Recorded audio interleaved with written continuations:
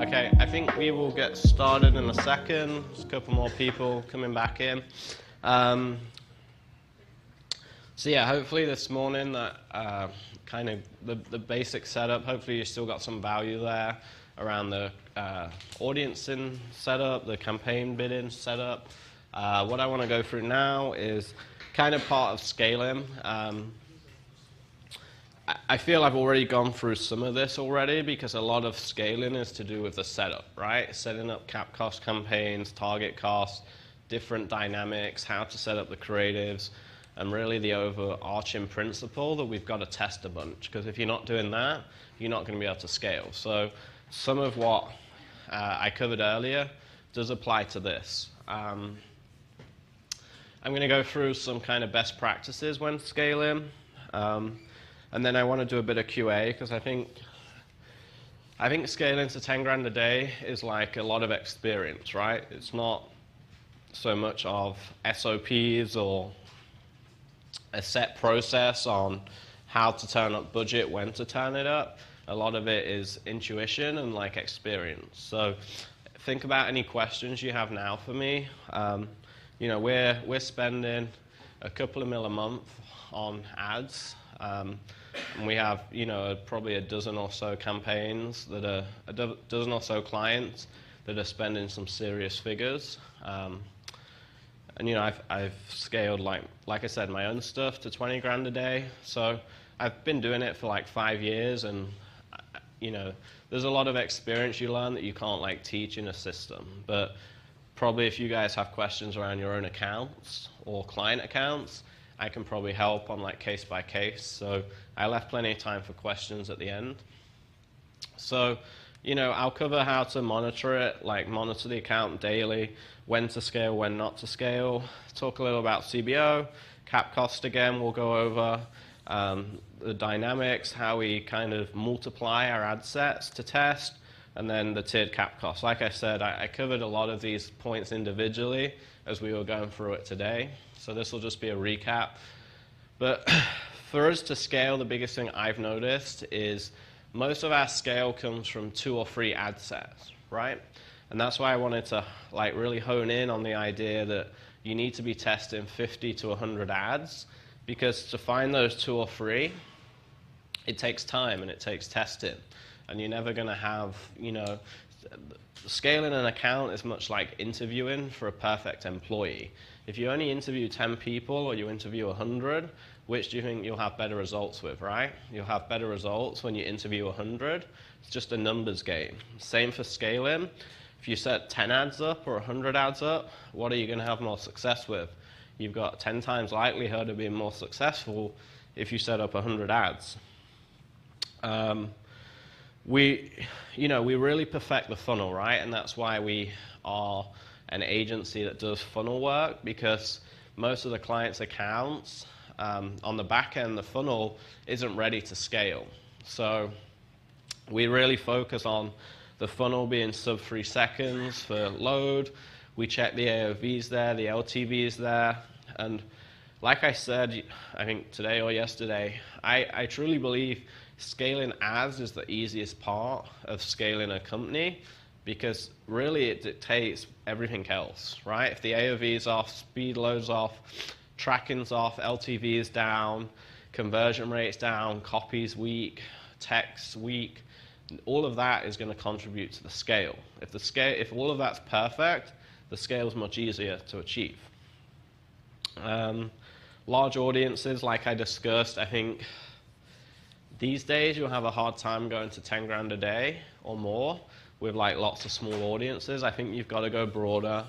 I mean, if you're super high ticket and you've got such a high LTV, then maybe you can scale more aggressively with smaller audiences if it's more of a niche. But in general, larger audience pools are working best.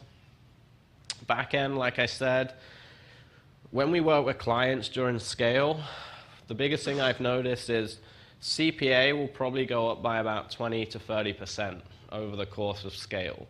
So if you start at 500 a day and CPA is here, when you go up to 10 grand a day, 10x the ad spend, CPA is probably going to go up 20 to 30%. So during that time, or in anticipation for that, we're working with the client to boost the AOV to sustain the CPA, right? And that's really important because a lot of clients, you know, you have to explain to them, because you're at a $50 CPA at $600 a day, and then like, well, why don't you take us to, you know, $5,000 a day then? And you know, if their CPA goes 60, I probably can't take them from $600 a day spend to $5,000 a day spend and maintain that $60 CPA. Maybe I can, some accounts you can, some accounts you can't. And if you want to do it fast, you probably can't, right? Because even if you get to that number at a $60 CPA, to get there, you've had to scale and cut tons of ads that are jacking up your CPA during that scale process. So you've really got to have some like breathing space to scale. And that's where I think, you know, a lot of you guys have been very clear on AOV and how that will change with your clients will help. Yep.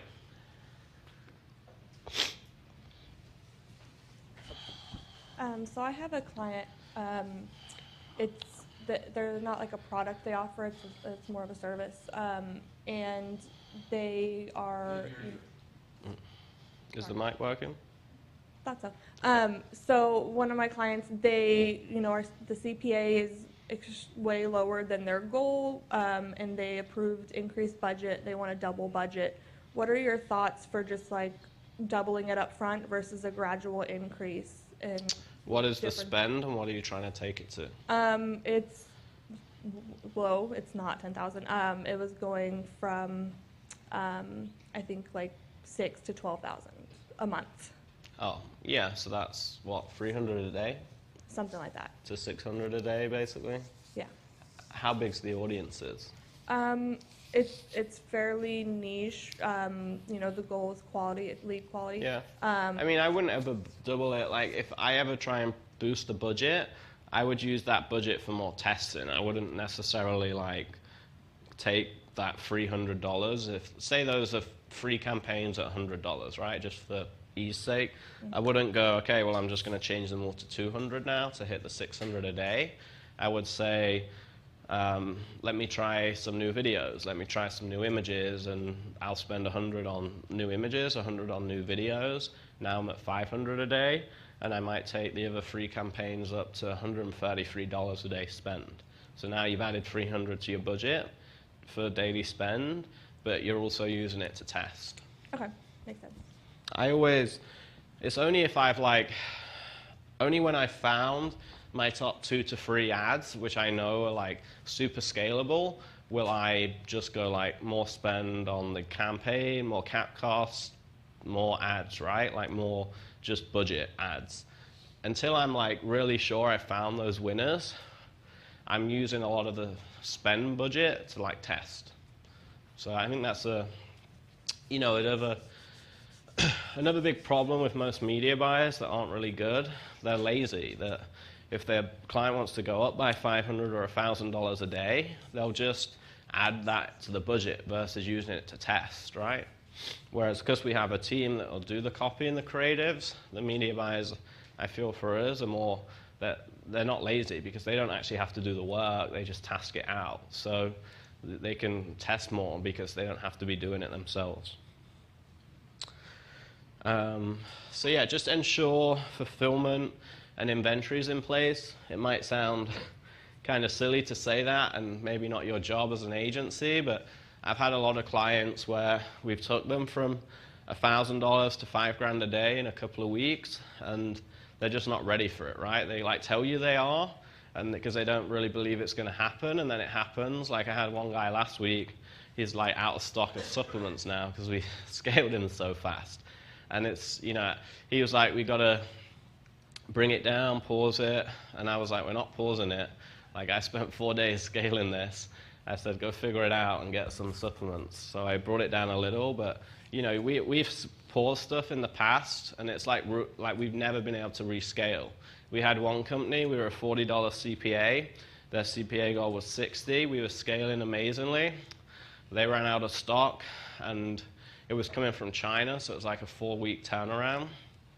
So we had to pause it, and it's literally, this is like 4 or 5 months ago, and we've never been able to re-get that CPA again. So it's like, sometimes again, the algorithm just like finds the perfect wave, and you've got to surf it and like let it run. So just try and set up your clients to handle that. Quick question, when you scale back the budget, or do you not recommend making a lot of changes because it'll reset the learning phase, or how do you explain that to clients? Well, we'll tell them, like, they know, most of our clients know that if we cut everything, it's going to reset it all. So they pause it out, but if you change the budget, we'll cut the budget down versus pausing it, yeah. And does that, in your experience? It'll still affect it. Like if I go from $1,000 a day to 200, I can't just go back to $1,000 a day and get the same results. Right. Okay. But it's better than pausing it fully. We get the box over.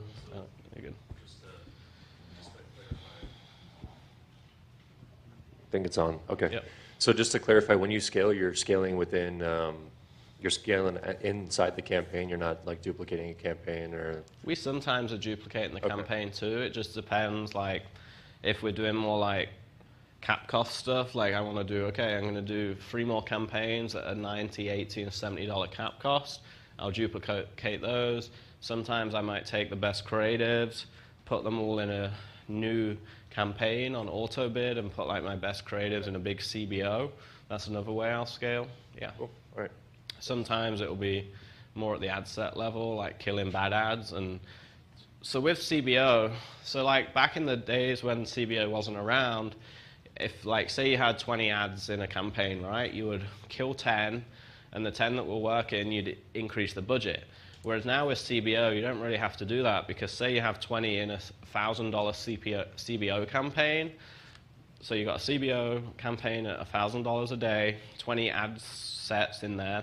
If I kill 10 of them, I don't go and increase the budget, because naturally you just killed 10, so the other 10 that are active are actually going to get more spend now, right? So then I'll leave that to stabilize for a few more days. If it's still doing well, then I'll increase the budget. Does that make sense? That's important, because I think people forget that. Like they'll cut a lot, and they don't kind of think, well, logically now those few that are left are now getting way more budget, so they need time to let the algorithm work before going crazy and boosting spend. So yeah, any more questions? So if you're got your, what I heard you say earlier, which was a goal to be evergreen, to sort of maintain a certain Yep. level of consistency with the ads, and it starts to dip, then what do you do? Because I know you mentioned also that, of course, there's Valentine's Day, Christmas, all those things where you can jack it Yeah. for that reason, but do you do anything else in that thing where you're watching to see, can you pick up why it's dipping? Yeah, I mean, stuff changes all the time, right? Stuff dips, stuff ads die out, holiday seasons, Q4 gets really expensive, so it's tough. I mean, in terms of what you do, you know, there's a bunch of stuff, right? It's like you have to control costs more, you have to work on new creatives more. So then, the reason I asked is because you said you wanted to maintain a certain level of spend, so Sure. the algorithm would still be Yeah, so I mean, copacetic. a good So, but still, if it starts to dip, Yeah, a good example might be, say we're running a supplement during summer and it's 10 grand a day, it's ticking over nicely, Q4 hits, it might come down to 2, 3, 4 grand a day, and it's just like, you know, we're trying our best, but that's kind of where it's at. And then we might be helping them more on email promos, launching new funnels. January the 1st hits and we're scaling back up to 10 grand a day. Just Same ads. That's business though, right? It's like you look at restaurants, hotels, it's just life. okay. Yeah. Okay. Facebook's the same, but a lot of clients don't think of, I'm like, does your business make the same every day? No, it's life, right? Quick question, do you have a rule of thumb for best frequency? Not like a rule. I mean, most of ours are pretty broad, so they're staying under 2, right? So yeah, we tend to watch it if it's getting on over 2. We're testing so much that I wouldn't say it's like an issue. I think frequency is a big issue, more middle and bottom of funnel.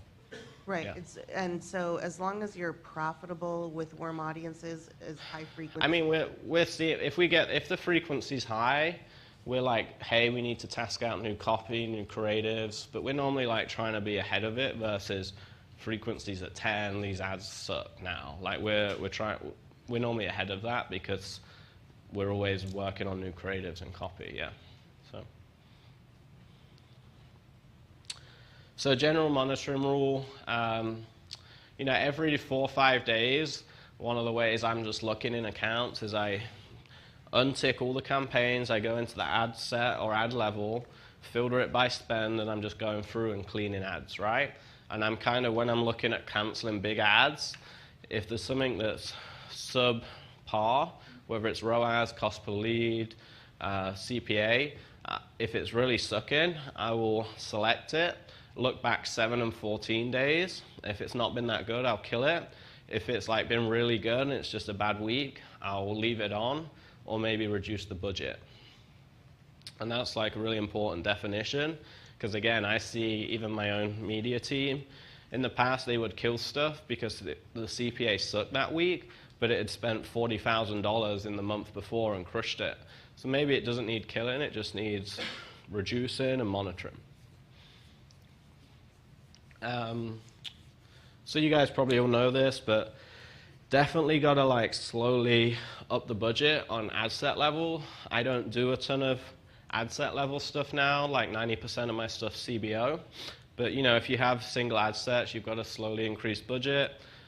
There's no rule. I think everyone has a different rule. People say 20% every few days. Some people say 50% a week. Some people say 10% a week. Again, it's pretty... For me, it's based on my intuition, right? It's like variables I'll consider is how long has it been running, how far is the CPA, like where the CPA is at versus CPA goal or ROAS goal, or cost per lead goal, how big the audience is, how long it's been running, frequency, click-through rate. Like I'll just consider all of those. If like they're all way off and I have a lot of breathing room, I'll be a little more aggressive. If it's very close, I won't scale it by much. That's kind of the best way I find to judge it. And you can go much faster on CBO. If you have audiences with 20, 30 million, you have really strong ads, you've got a bit of breathing space between the CPA or ROAS goal, you can push it more. For some of our campaigns, when the offer's dialed in, I will add like $500 every few hours to a campaign. So some days I'll take a campaign from $1,000 a day to $3,000 a day in one day, if it's taken off really well, and then I'll bring it back down a little, monitor it the next day, and kind of repeat like that. And that you can add $2,000 in a day that way. Like I said, when canceling, always check back because sometimes it's better to just pause stuff than cancel it fully if it's been a really strong ad.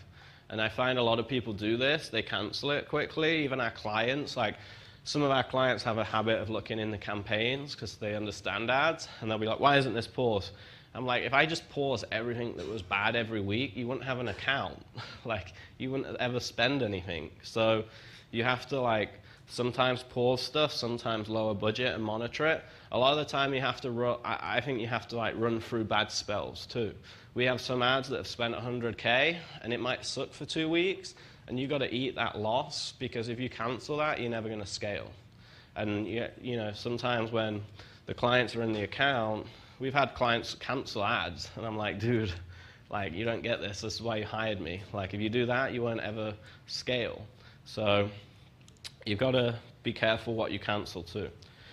And like I said, on big spends, you really got to check it multiple times a day, and some days we will lower campaign budgets on certain ads if they're just like, again, I think Facebook ads is a lot like surfing, right? Some days you have really good waves in the ocean, some days you don't. And if you have really bad waves all day and you're spending 10 grand a day, it can suck. Some days when you have amazing waves, you might want to spend 20 grand that day or 15 grand that day or 10 grand. So we manipulate the CBO budgets almost daily on our bigger accounts, and we'll monitor it a lot. Any questions on that? Explain just in a day what CBO activity you would do? How does that work? So, I mean, every account's so different. I'm trying to think how some accounts will leave running all day at the same budget, so we won't touch them. Some days, like I said, say we have 4 campaigns at $1,000 a day, CBO. But you have a CBO for each campaign, right? Yeah, they're all set up as CBO. Well, most are set up at CBO. So you're basically setting the budget at the campaign level. And that's where I can manipulate them more. If it's 10 a.m. and one of the campaigns is like $1,000 a day and it has no sales, I'm like, this is probably going to suck today. I'm going to like bring it down to $500 in spend. Whereas some days I might take that same campaign up to $2,000 or $3,000. So I don't do this on all of them, but just some of our offers seem more volatile. Some days they're crushing it, some days they're not. Some days they are. So I kind of manipulate the spend that way. And you're basically just protecting against your loss. That's kind of how I see it. So on the days it's sucking, you're killing some of the budget to protect against like it just not finding the good waves that day, and it's going to spend a lot of your money. Question here?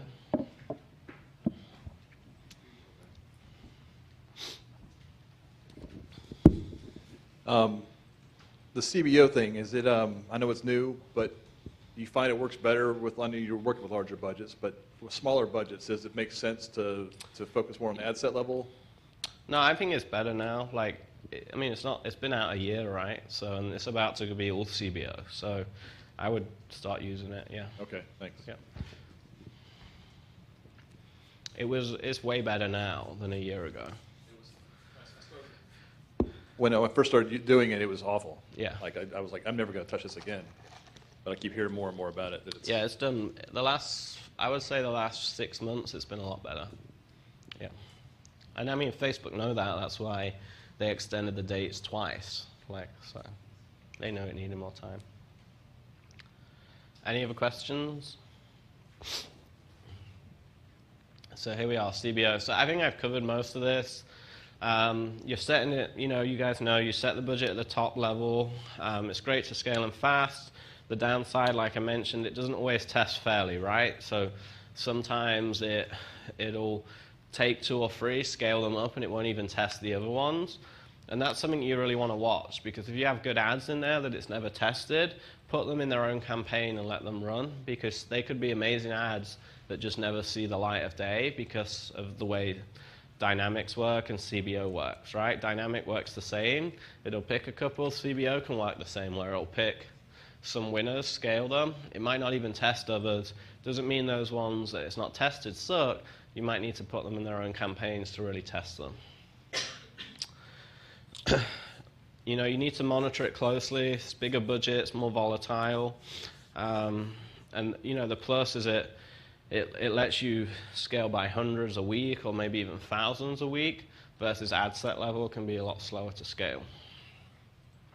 Dynamic ads, I think we've talked a lot about this already. They're great to test fast. They're great to start new accounts with. They're really good at scaling when you have clear winners. Like, one thing we like to do is, say we've been running an account for 3 months and we saw lots of different good headlines, good ads, good videos, good images, good copy. We might take our 4 best headlines, 4 best ad graphics, our 4 best copy, and put them all in a dynamic. And it's like our super dynamic, right? Because you just put everything that's worked the best in your account into one super dynamic and then run that. So that's a good way to scale. Like I discussed, the data can be less accurate, and there's less social proof per ad. So that's why I've already explained that. That's why I like to kind of do the reverse, right? And once I've found winners, I actually take them and put them in their own post and use the page post ID at the ad level to get more social proof on that. And I don't think I've mentioned this, but this is a really good trick. If we're spending $1,000 a day on a page post, we run about $50 a day in engagement ads to that post, because it gets more comments and shares, and it helps the algorithm. So that's a cool trick. If you guys are running like a lot to a couple of ads, run $30, $40, $50 a day engagement ads to that same post, because it will help the algorithm, because it will get tons of comments and shares, and that'll then help the ad. I talked about that. Facebook won't split the budget fairly with Dynamics. So a kind of point I want to really hone in on is when you're setting Dynamics up, see which it's working well with, but then don't forget to test the others, because early on we found this, and I would go in and say, well, we still should test this video. We would test the video that it never spent on, and the video went crazy, and we would never have seen that if we hadn't have split it up. So yeah, any questions on Dynamic? One here? Understand so you're saying run half engagement to a post that goes well. What if it's a salesy post? Like, does that not make sense to put on the organic page and run an engagement? Well, so we don't put it on the page. We just run an engagement campaign to the ad. Okay. So it's Yeah. all on the back end. Yeah, it's all on the back end still. Okay, got it.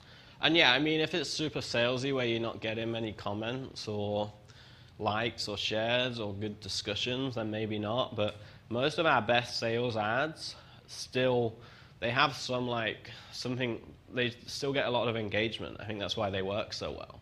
Like, they're either controversial, they have like some sort of education, they have some sort of like myth busting call to action, like why women should eat differently to men, right? It's a sales ad, but it still has controversy. And so most of our best ads that are really scaling, they have a lot of engagement. So it works well. I mean, if you're doing more like, hey, buy my product, that's probably more middle or bottom of funnel. It's probably not going to work like crazy top of funnel anyway. Maybe it can if it's a really unique offer, but then if it's that unique that it works so well, it would probably still work well from a share perspective, because people are probably sharing it, like those viral videos on Instagram of like a new way to do makeup or they get a lot of shares still because people like to share it with their friends. Are you able to share like what some of your biggest brands are so we can kind of like follow them? And Yeah, I can go through some. I've got some examples later. So Capcast, we talked a lot about this earlier.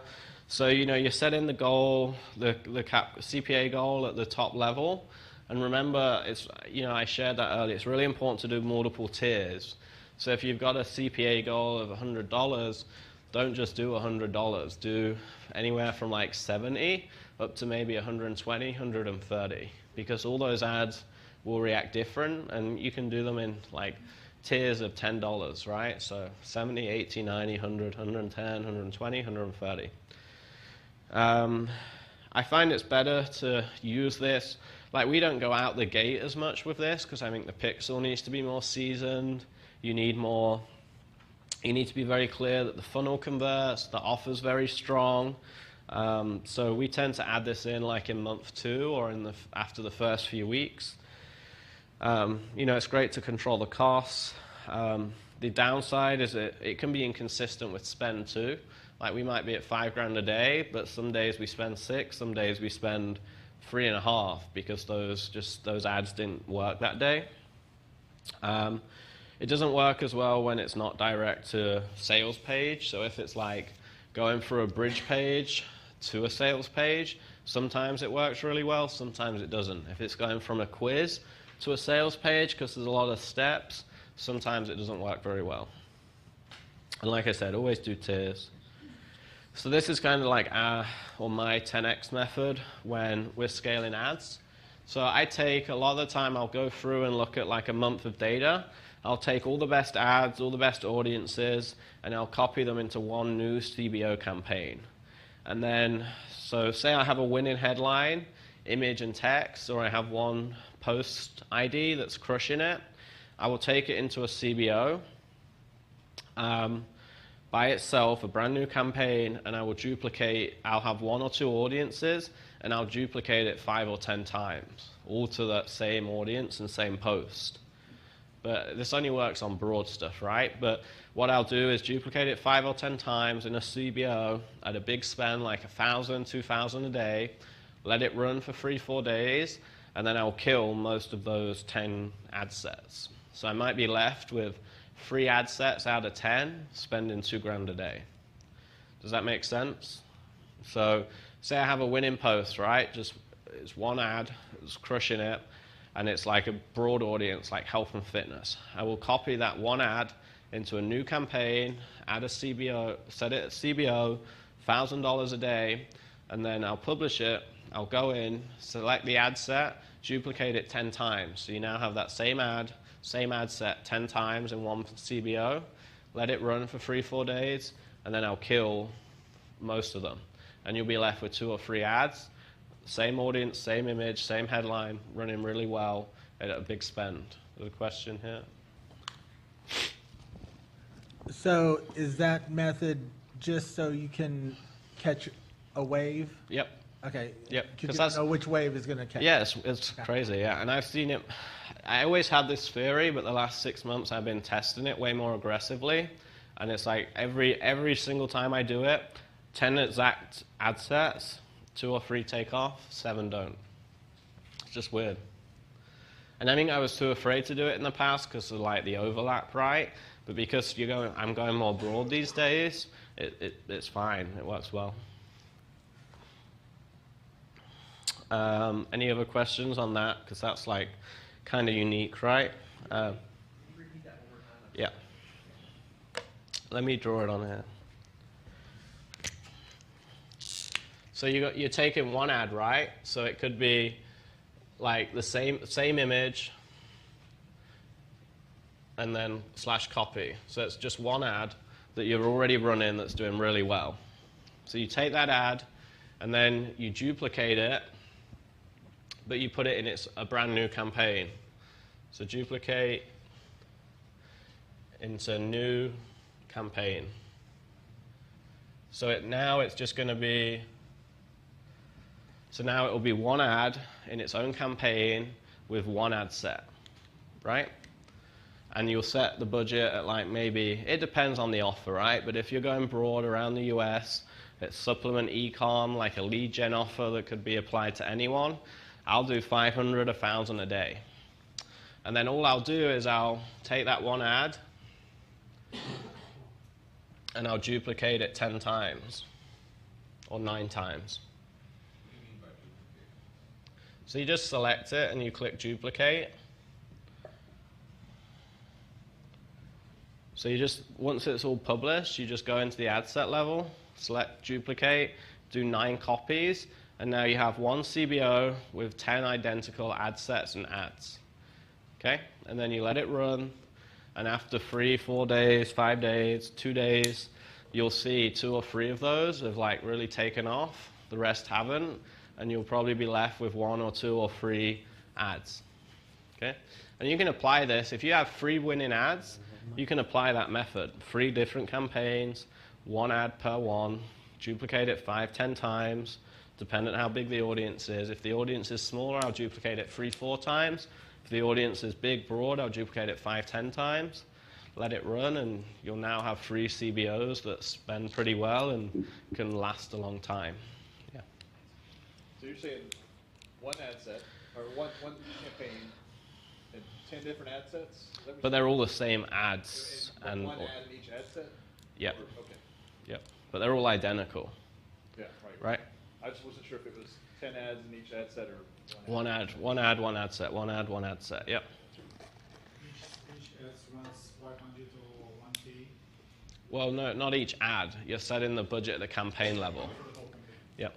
Yeah, that was sort of my question. So when the ads comes out and you say duplicated, does that mean relative to the number of times it's seen per day? Or is that, No, it's just Per at the ad day? level. So I can show you guys later. I'll just hook up my laptop, and it's like 2 minutes. I'll just show which you. is another question, how often do you want the ad to show up? I mean, that's more of a frequency question. I mean, if it's middle and bottom of funnel, it can be showing up multiple times a day. If it's top of funnel, it's probably only going to have a 1 or 2 frequency. It's not going to be, because you're targeting 50 million people, right? 20 million people. So it's not going to be shown up all the time. Yeah. What about if it's during the Super Bowl break? Well, you pay a lot of money for those. Yeah.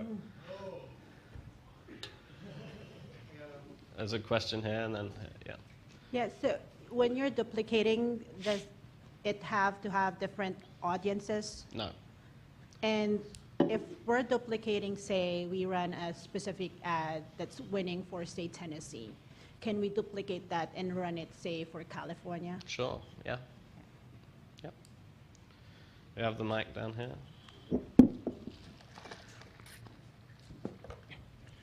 So what's your SOP for labeling and tracking all this stuff? You have like SOP, like how you name the campaigns Yep. or how you follow up? Yeah, on so we normally just name it like, so we'll do, you know, top of funnel, right? So you put in where it is in the funnel.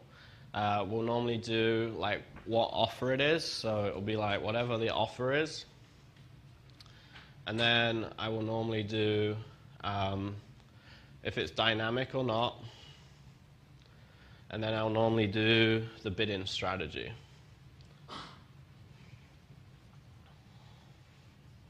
Does that make sense? So that everyone's different, right? That's just we might. I think sometimes we swap these two around, but as long as I can see from a campaign level, if it's top, middle, or bottom of funnel, I want to know what the offer is because some accounts we've got a couple of different offers in there. Sometimes we have separate accounts for all the offers if there's compliance risk. I want to know if it's dynamic or if it's like, if it's not a dynamic, say it's like one of the winners that I'm talking about where it's just a post ID that's winning, we'll write that in there, right? So it might be like, you know, women eat differently, right? And I might just write women eat diff. So I can see really quickly what it is. And then if it's like cap, I would write cap cost 70 or cap 80, so I can see from that, like from that level, if it was the $80 one, the 90, the 100.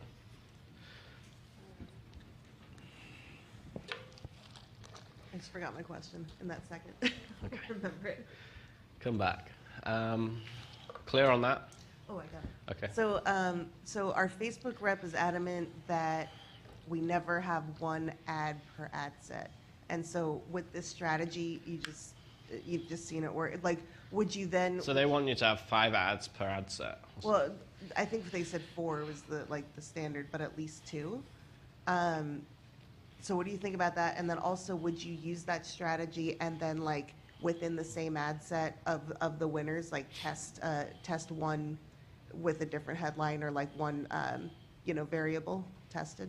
So first question, I've never agreed with reps on this. I've always done, we test it, but I've, in the best part, always done 1 ad per ad set. Reps have told me for 5 years not to do that. With dynamic, you can't have more than 1 ad in an ad set. Yeah. Right? Yeah. So But even when I'm doing individual page ads, I do 1 ad per ad set. Always. I've done that since I started running Facebook ads. I mean, who here does that versus doing it all at the ad set level, like put all the ads in the ad level? You do it the way I do it? You guys do? Because if not, Facebook will like I say, they'll pick 2 and scale them. It's not a fair test. I would say I'm doing health and fitness as my audience, and I have 4 different creatives, right? I will do 4 ad sets, each with 1 creative. Just all the same audience, like the ad Yeah. sets are just identical Yeah. with different ads. Yep, I've always done that because, I mean, sometimes my media buyers will set it up where they do it this way, and I'll kind of let it run and see how it sits. But most of the time, Facebook again will pick 2 and it will just run with it, and it won't even test the other 2 properly. It's kind of pointless to me. Like, what's the point of the algorithm? Isn't that good that on day 1 it can say this ad won't work, right? But it seems to think it can. So You would just test it at the ad set. And yeah, because I mean, if you have 4 in one campaign in 1 ad set, I bet 2 of those hardly have spent anything, right? So then, how do you know those 2 aren't good?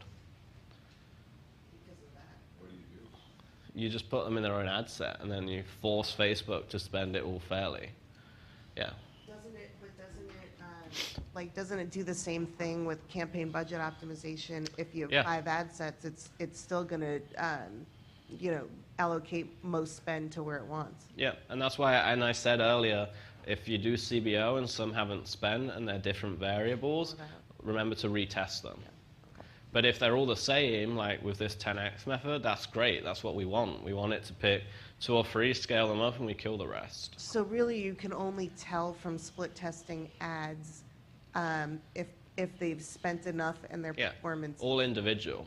That's why, so we'll start with dynamic, testing lots of variables. We'll look for trends, but we'll still retest everything to verify trends. Because a lot of dynamics, and when you bundle ads into one ad set, it's not actually an accurate split test. It's just Facebook's algorithm deciding to scale some based on however the algorithm's set up. But there's no way it's that smart. I know it's not, because when I test it individually, those ads work really well. So it's just, yeah, it's like a good way to get going, but you've got to retest stuff individually. And do you have specifics, like you talked about having all these spreadsheets, like it would be awesome to see like how you keep track of, like how, you know, there's just so much data. Yeah, I mean, we don't spreadsheet the data so much. Like, we spreadsheet the number stuff, but the actual, like, keeping account of all that is just learning the account, right? And that's why I think it works well that my media buyers only do the setup, because they have, if they work 9 hours a day and all they're doing is setup and monitoring, they have enough hours to learn the account. Like, if they were having to write creatives, do design, track pixels, they wouldn't have the time needed to be learning the account. For sure.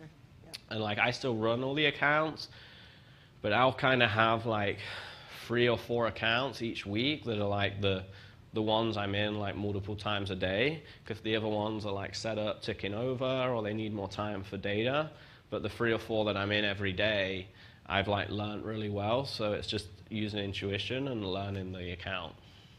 And is like 3 or 4 days a good testing period to see trends? I mean, you need longer, but 3 or 4 is a good starting period. But like per week, I'll be in 3 or 4 accounts while I'm scaling it. And then the media buyers will be monitoring it, and I'll be like checking back in, like still multiple times a week, but it won't be like I'm in it every day, 4 times a day. Yeah. Any other questions? Yeah.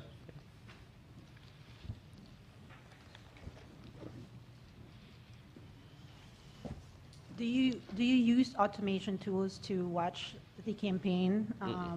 Okay, so they're all manually checked. Yeah, because the automation tools are going to kill stuff when you might have 2 months of historic good performance, and you want to like not kill it, right? You want to just lower it, or you've got to learn from what's like the downside to automation too. Why I don't let any of my team use it, because they're not going to be looking at each ad and learning what's working and what's not working. Because so my media buyers meet with my copywriters every week on a Zoom, and they go through every account and every ad, and they go through with the copywriters, these are our best hooks, these are our worst hooks, this is what's working, and then the copywriters can go and write new copy around those best hooks or angles.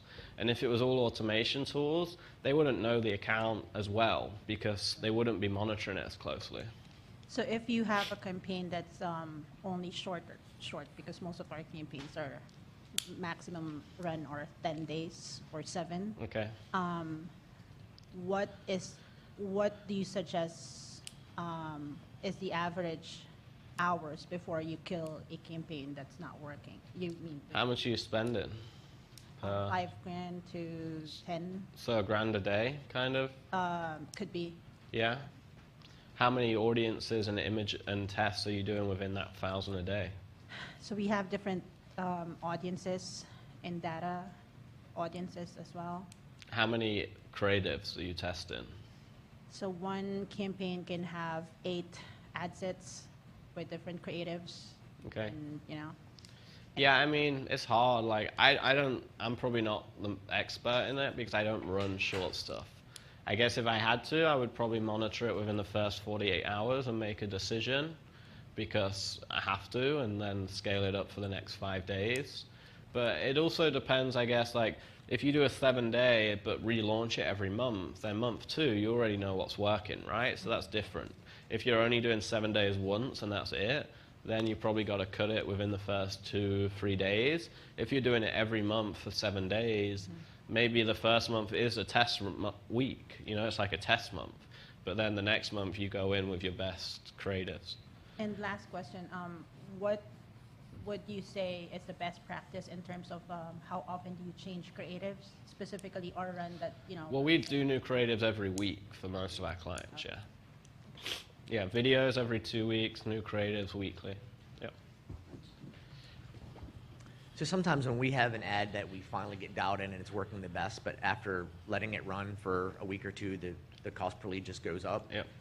What's your suggestion for refreshing them? The best way to do this? What you just mapped out on the whiteboard, is that the best way to refresh the ads? Well, Or keeping everything exactly the same? No, this is more for scaling aggressively. The best way is don't run local, just run online. Right, Then you exactly, don't have that sure. problem.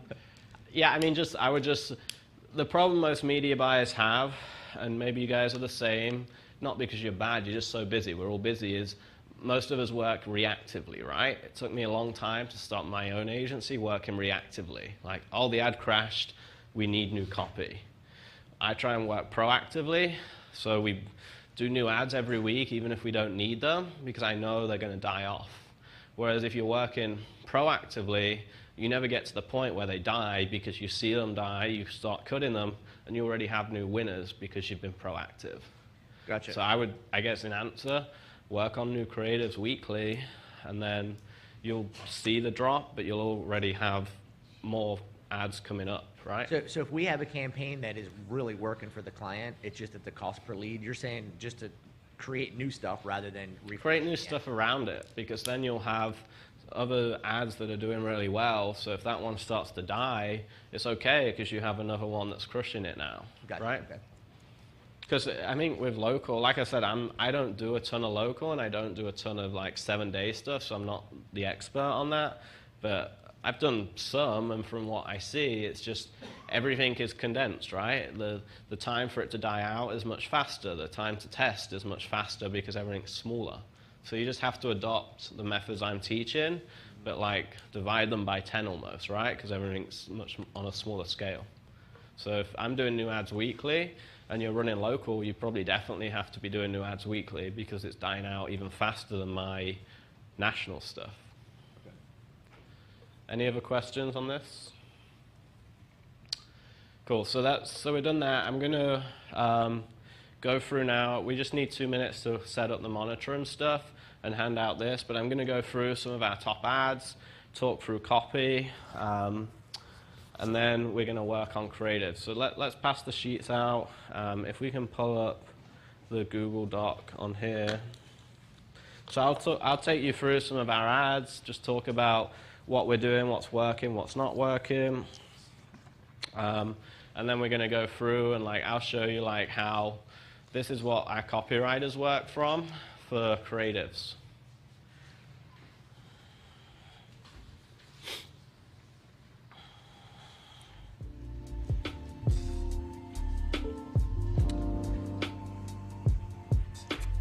So if you guys go into, for this, if you can go into the Google Doc I had where it had all the schedule.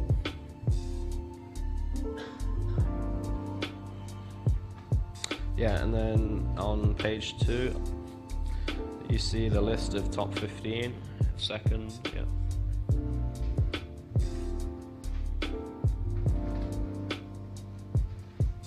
Not that one. Can I get one of those copies, just so I have?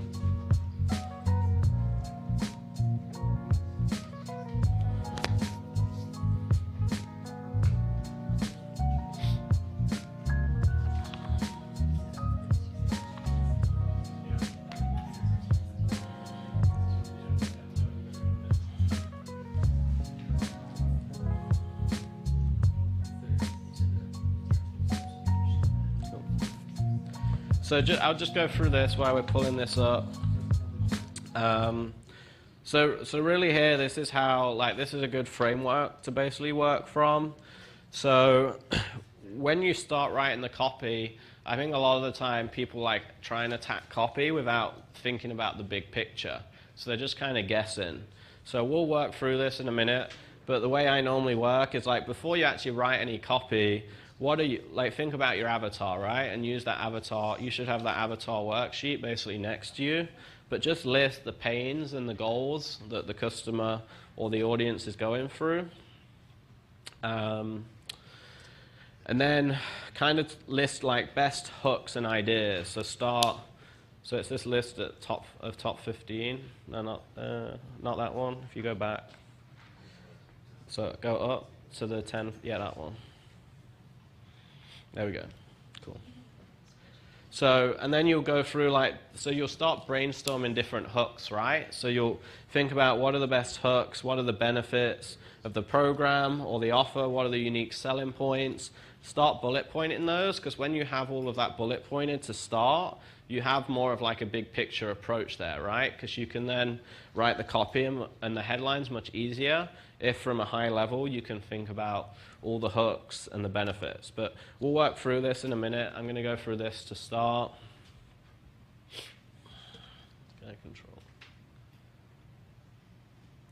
Can I control the mouse and then I can go through it? Cool. So I'll just go through some examples here. So this is, I think I talked about yesterday, like our sleep animal quiz. So this one's doing really well, $44 CPA, like the AOV's double that. It has like, we haven't got the social proof here, but it has like 800 comments and shares and tons of likes. And I think I told you yesterday, the guy that owns this business, he's done this for like 10 years and had hundreds of quizzes, and he said it's the best quiz like from an engagement standpoint, and I think that's why it's doing so well. He's never been able to scale on Facebook. He's tried everything. So a lot of it, you know, like it's not about how the technical setup of the ad is. It's the fact that we made this quiz and we came up with this offer and hook, right? And that's what's allowed us to scale. And it's just eye-catching images. So we tried images of like just a person and just an animal. And to give you an idea of how much testing we did here, we tested 20 different animal images, 20 images like this, like fitness images of people working out. And then we tested, I think, 40 different side-by-side images of different animals with different people combos.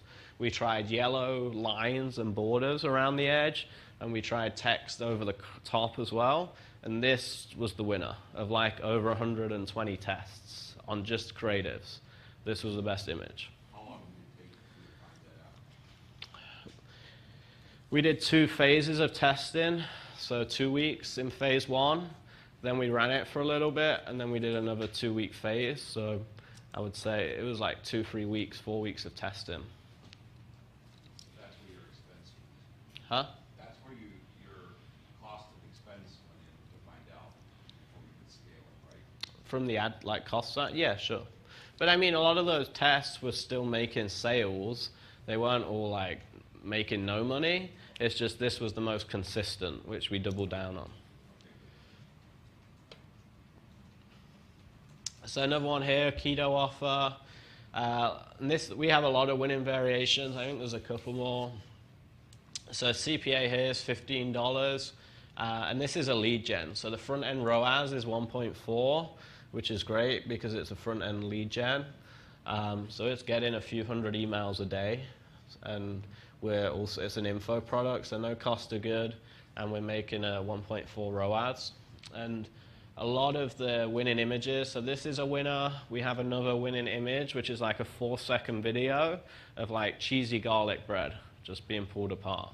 Like that's the winner. And we just tested out last week 20 different food images, right? So we're trying different food images, and we're doing different like 4-second like videos basically of different, we're gonna try like chocolate sauce, you know, lots of different food images.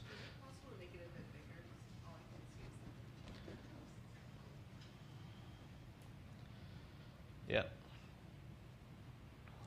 So another one here. So this is, I think, the different offer, same company. This is a free guide. Again, winning image is food-based. And again, we're testing a bunch of different stuff. And our purchases, like we listed individual purchase per ad, but these accounts are doing hundreds or thousands a week. This is just the amount of purchases per ad. So, here's an example of like different stock images, right? So we tried like 20, 30 stock images, lots of different headlines, and this got the lowest lead cost. And again, the copy isn't super long, but the image was our biggest test here. And this is just, showing the difference of like using the entrepreneur, the brand, or actually testing stock images. Sometimes stock images win. So we tried video, images of the entrepreneur, and then we tried stock images, and this was our winning stock image, right? And we did 30, 40 tests to find this, and this was the winner. So I think a lot of agencies would have tested 5 and just rolled with it. But again, I'm just trying to emphasize the need to test. And that was done as a dynamic. So this is a webinar, so $2 webinar registrations, which is great. Again, so image was a big test here. This is a newer one. So this image, I think we tested 20 different images again. We tried a lot with the entrepreneur, the face of the brand. We tried 3 different videos, and then we tried like 5 or 10 DNA-based, like genetic-based images. This image one, we tested about 20 headlines, and this was the winning headline. And then copy again, like these are shorter pieces, as you can see. We tested this, Learn More one, out of all the tests too. So I know that testing is a money-hungry thing. Do you have a guideline on how much testing you should do per for how much budget? I mean, obviously, a lot of us in here aren't going to be able to test to the level that you're testing because $10,000 a day is just not in the cards Sure. for what. So we don't start all of these tests at the $300 to $500 a day budget, right? So we're only ever we're never spending more than $500 to $1,000 a day unless we're at profit. So that's very important because I don't want you guys to think, oh well, he's only testing this much because he has 10 grand a day and the client doesn't care. Like, no, we can't spend more than $500 a day probably unless we're at profit. So we're starting pretty low, like most people, I feel. But I mean, at that amount, you're testing a lot of things. So some just people are going to spend $100 a day as Sure. most are going to spend. Yeah, I mean, I think you've really got to spend $200 a day on the ad level to get any kind of decent test and / result. Because if you spend $100 a day, it's probably going to spend 3 months of just testing, right? So I'm like, I tell the client, like, before we got as big as we were, where we had bigger budgets, I still had smaller clients. And I would say, you can spend $100 a day, you're spending $3 grand a month. So why wouldn't you just spend that $3 grand in 10 days versus a month and get the data quicker, right? It's like a psychological block that I want to spend $100 a day. Well, no, tell me how much you want to spend in month 1. And if it's $3 grand, well, okay, well, I'll test that in the first 10 days, and now you save 20 days of your life getting the data. So sometimes you just got to like have that conversation. And we tell clients now, like, month 1 is testing.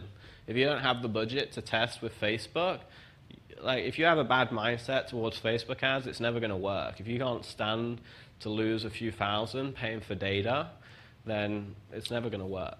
You're never going to scale. Yep. So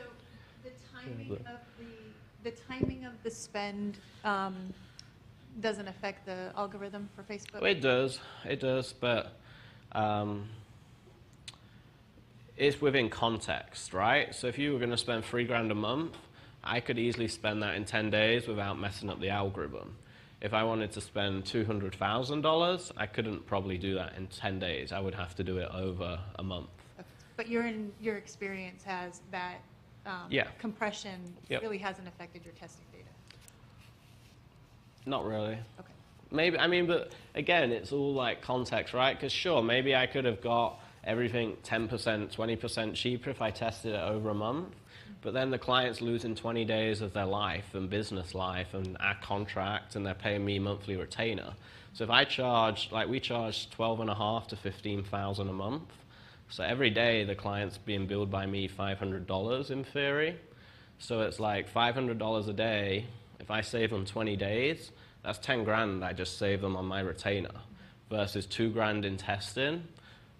It's way more logical that I do that testing in 10 days versus 30 because I'm saving them 10 grand in retainer versus an extra 20% on the CPA or cost per click because I scaled slower, right? That makes sense. So a lot of it's, I think, to do with like how much the entrepreneur or you value your time and time in the business. Like I would sooner spend, like even my own tests, I am very bullish. Like I spend, if I want to test a new offer, I'll spend 20, 30 grand in a week, and I would sooner know for sure if it's going to work or not and lose 20 grand than spend 20 grand over 2 months because I can just test faster.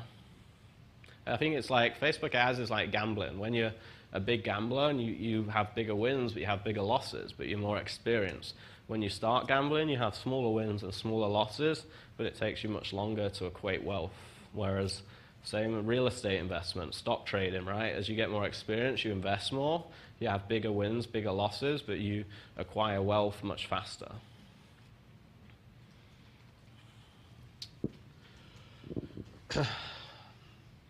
So this is a live event. So a lot of the event stuff, we'll do images like this, right? We'll do B-roll video. We'll do images of the audiences like this. We'll do, I think this was warmer traffic, so we'll do like kind of discounts, like buy one, get one free, $2,000 of savings if you buy your ticket today. Here's the copy. So again, a lot of our copy is, we're not writing block text. Like that's probably the biggest thing you'll see in our copy. It's very much like short sentences, right? So this is a education one here. So a lot of shares. It's talking about the education for children. You know, an intriguing headline, right? What 5-minute Israeli trick teaches kids maths. Like most parents would want to click on that, and it did really well. Lots of engagement, lots of comments, lots of shares. $95 CPA to a $400 membership. This one here is docuseries. 16,000 leads, $2 lead cost, and we split test. I think like 80 different things in like a week's period. This was the winning graphic for that, and we tested like 20 different graphics, 4 different videos, and this was the winning graphic.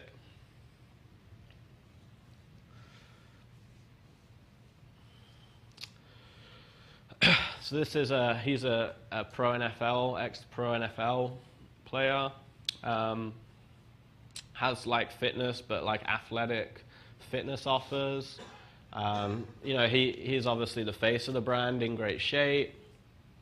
For him, we tried like a really high production video that was really cool. I'll try and pull it up later. But this actually won. So I thought this video would crush it. I'll show you guys the video. But this won, right? And again, we call out the avatar a lot. And it's okay to call out the avatar compliance-wise if it's not like in a negative manner. Whereas if you said athletes that suck at sport, then they don't like that. If you just say athletes or, you know, attention top athletes, right? They're okay with it. And then just some copy and our lower ticket offers. For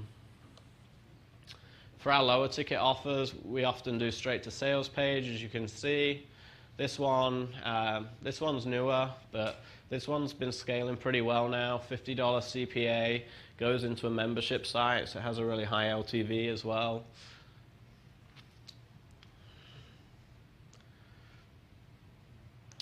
So this is a cool one because we added different background colors to this. This was white, and we added different backgrounds to this.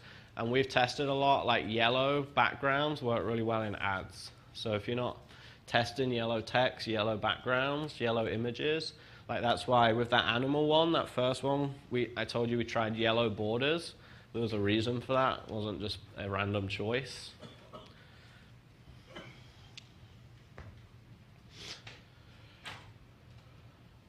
So there's some videos here. I don't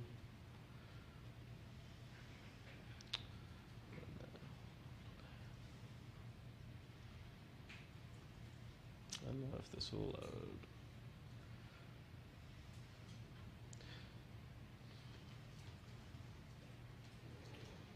So we do a lot of these videos too, where there's like literally no change, right? Here's the cheese. Sometimes we'll do videos where it's like a liquid pouring on it, like chocolate syrup or something like that, right? Like cheese pouring on something. Like I said, garlic bread just being pulled apart like a boomerang. So we'll do a lot of stuff like that. It works really well. Like 5-second videos. Many of you guys tested that? 5-second videos, any of you? No, so that's really powerful.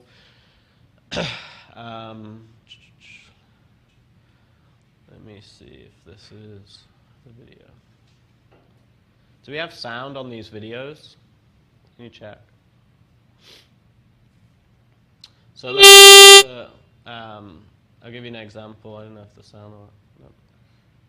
But this is the promo video we made.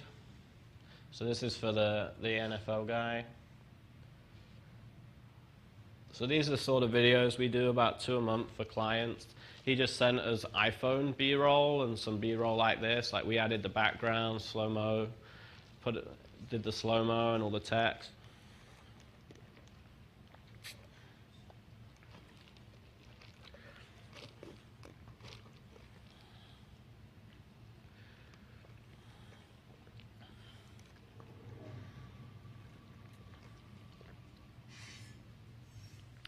So these videos work really well. So this video is still doing well, but funnily that graphic I showed you earlier beat the video. So you can see this is $50. That was $50 CPA. This is $65. This was an interview video. So we took, if you have any clients that have interviews on the news or with people, this one's a video of Tom. Just try and take like 2-minute B-roll from it or 1-minute B-roll and add text over the top. Those videos will work really well for your client. This is how we do testimonial videos.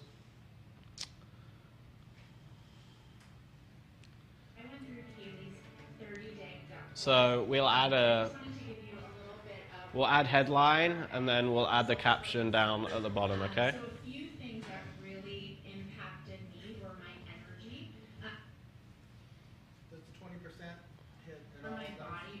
With these, we're normally fine. This is how we structure all of them, and they get away with fine. Where did my mouse go?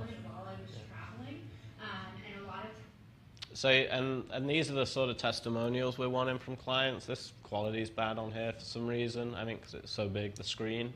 But yeah, try and get these sort of videos, and then like a lot of people or agencies or teams, they'll get testimonials, but they'll just run like the raw testimonial video. So we always edit them like this, right? So we'll add a headline, and then we'll like call out the best kind of caption, and then we'll put the captions at the bottom as well.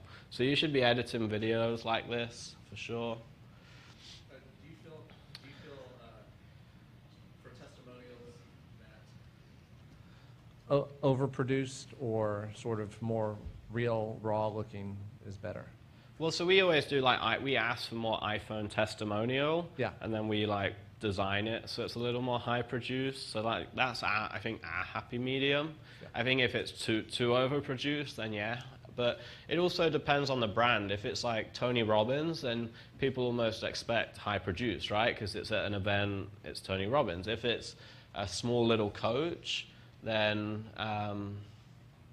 they might not expect it to be super high produced, and they want it more authentic. Yeah. But we found that like having the text overlay is the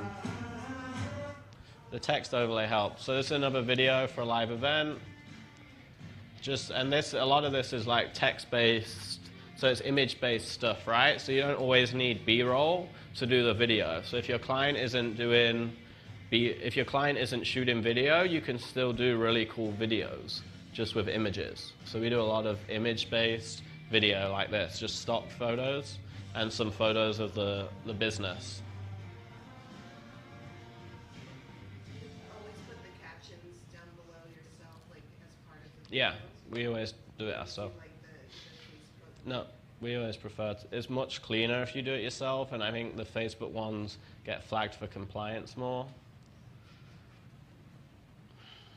So there's tons of. So here's some graphic-based stuff here. This one, we're spending 5-10 grand a day, 3 times ROAS to cold traffic, hearing aids. So just simple image with text. This one's a good one. So this one we scaled from $800 a day to $6 grand a day in 7 days, all to cold traffic, 2 times ROAS. And this one's talking about, so there's a lot of curiosity, right? So it's Harvard grad med figured out basically like some herb in Afghanistan that helps lose fat.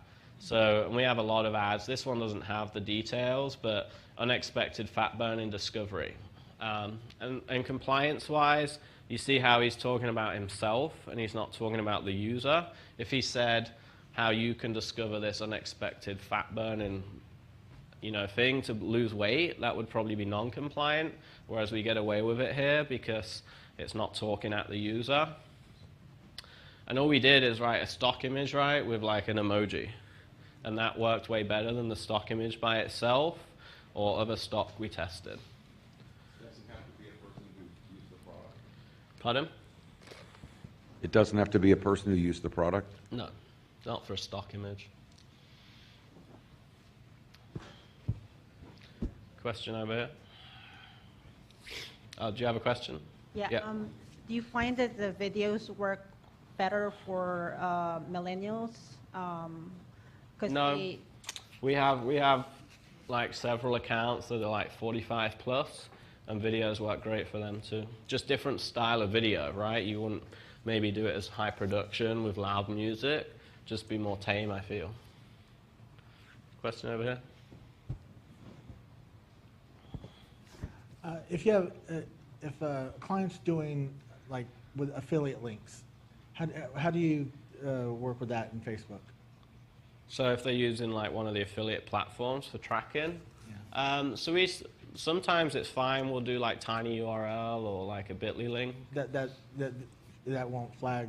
It depends on the affiliate. Like I know they don't like ClickBank and they don't like some of the affiliate platforms. Yeah. But most of the time we'll do like tiny URL or bit.ly, and some of the affiliate links are fine. So you'll run like a ClickBank through a bit.ly? And Yeah, or we'll do a domain that redirects to ClickBank, yeah. How do you respond to any clients that are like, we see a lot of people moving away from Facebook, is it still going to be relevant, like especially for younger audiences?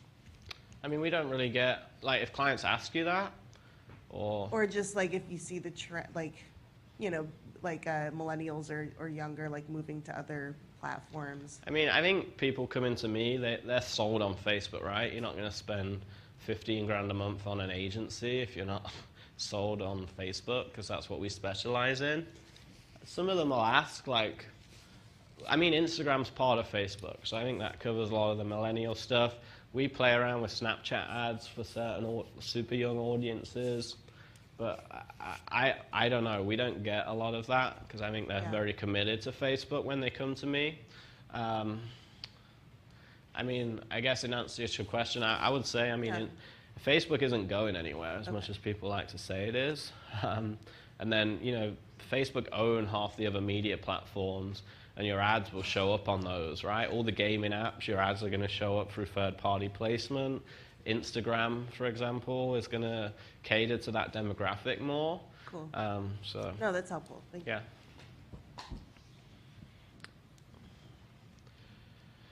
Yeah. So here's an example. I think I mentioned this yesterday, right? This is 3+ shipping. We split test the exact images where it was like, get your beef sticks, or it was something about the beef sticks, and then once we added the word free into the images, it like lowered the CPA by 50 to 100%.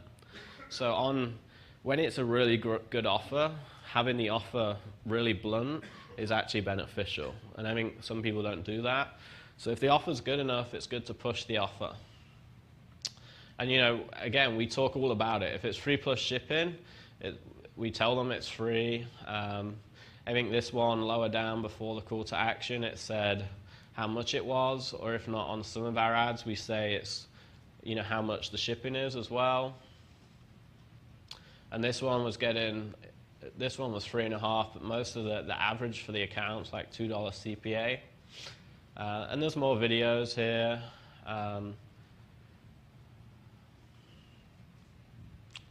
You see this. So this is a good video to show you guys.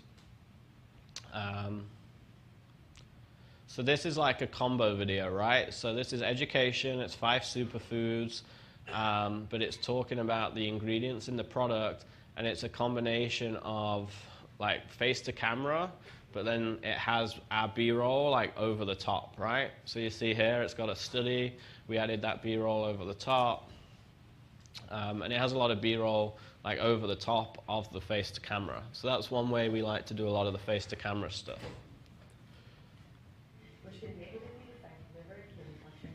Okay. So I think you've got a good mix of ads there. Hopefully see the creative. So just before lunch, we're going to pause and fill this out as a group. So I will come around and help as needed. But we'll just spend probably 15 or so minutes going through this. And then you can use this on your hot seat too. So we got hot seats all afternoon. So we'll work on this now. If you want to come up and go through this with me, funnels, ads, like I said, we can go through all of it. So to start, this is how we go through like brainstorming copy. So first, I would just list big picture, like your audience pains and the goals, right? So write that down first. Bullet point 4 or 5 are the biggest pain points they have and goals, and then go into the hooks and benefits. So what are the like big unique hooks of your program? What are the benefits of the program or your methodology? Unique selling points, maybe anything controversial or myths, start writing those in. And then from that, it should be easier to do 5 or 10 headlines, right? You should be able to pick the top headlines because you've almost started to brainstorm them in the top 2 sections. And then you'll kind of come over, think about some image ideas or like creative ideas. And then there's a space on the second page. So image ideas here. And then this is how we map out our storyboards, so our videos that I just showed you.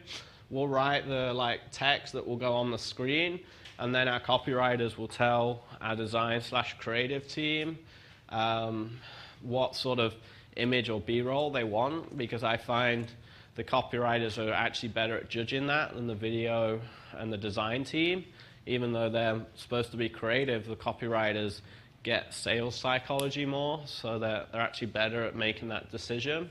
So they just write what they want here and here, and you guys can brainstorm that in this part, and then you can finish just writing out any of the like the main copy and hooks here, and then testimonial. So if you've got products or lead gen or pretty much anything, live events, we always do 5 testimonial ads as well. So just pick 1 or 2 sentences and write those out here as well, okay? So by the end of this, if you fill this sheet in, you'll have like 30 different creative variations. And you'll have a video that you can go hire a video guy to do. And that'll give you basically, if you follow this for every account, it'll give you enough to do like 40 ads basically and start testing and cover all your bases. So yeah, we'll spend 10-15 minutes for this. I'll come around and we can kind of just transition into lunch, right? If you're an agency and you don't need to do this right now, then happy for you to start on lunch break. But I guess we'll probably come back at 1:15, so it'll give us 10-15 minutes to work on this, and then it'll give you guys an hour for lunch.